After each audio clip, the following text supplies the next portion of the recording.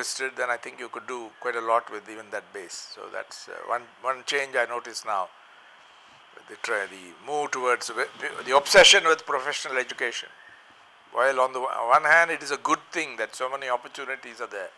There are over 250 engineering plus colleges in Tamil Nadu, an equal, if not a slightly greater number in Andhra Pradesh.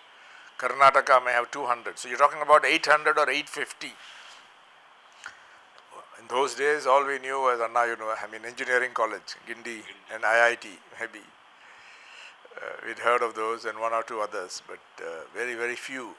But today, that is a sea change. That's a good thing because it's career oriented. But in the bargain, you're missing out on study of humanities.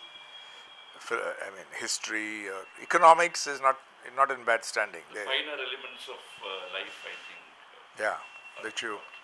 Because if you don't study history in some form, how can you call yourself somebody with a rounded education? If you know nothing about ancient India or the Mughal Empire or European arrival and British rule, if you know only the vaguest things about it or your freedom struggle, then what kind of educated person are you?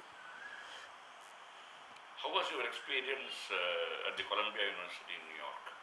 That was a tremendously exciting time. I went in 1967-68, and during that year, there was a tremendous ferment, not just in the Columbia University, but right across young America, as well as others. There was a huge protest movement against the war of aggression in Vietnam, against Vietnam.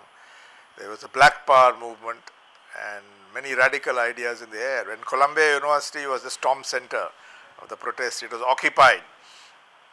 And so I witnessed it, and I think I got influenced by it, and I was radicalized by the experience. I also became an anti-war protester, and I would say then I moved left. But it's very ironical. Yeah. You moved to the left in the United States. Yes, because of the very strong movement against it. In India, I was largely an admirer of Jawaharlal Nehru. In fact, in my MA essay exam, for which I scored very high marks, Pandit Nehru had just died. So, as you know, students try to anticipate questions, and here it was quite frightening. You had to write one essay for 3 hours without any notes and so on, totally from the from your memory or making it up.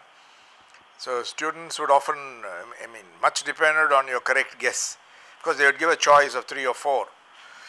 But if you didn't know the subject, you were sunk, and you certainly couldn't get